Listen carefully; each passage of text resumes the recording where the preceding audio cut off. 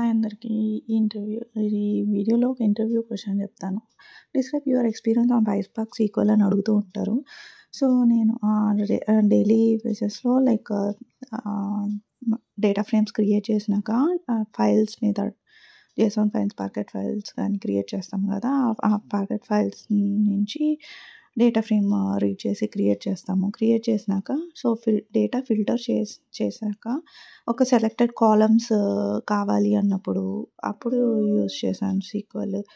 And ఏదన్నా values replace చేసినప్పుడు null వాల్యూస్‌ని ఫిల్ చేయడానికి ఏదన్నా వాల్యూస్‌తో అండ్ స్పార్క్ డాట్ సీక్వెల్‌ని యూజ్ చేసి ఏదన్నా సీక్వెల్ క్వెరీస్ ఎగ్జిక్యూట్ చేయడానికి and data frame on top of data frame మీద కొన్ని టెంపరరీ వ్యూస్ క్రియేట్ చేసి ఇంకా మనం ఏ సీక్వెల్ కావాలంటే ఆ సీక్వెల్ ఫ్రేమ్ చేసుకోవచ్చు ఆ వ్యూస్ మీద.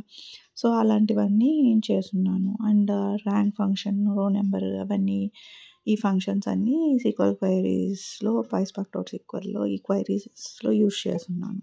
సో, ఇలా చెప్పొచ్చు.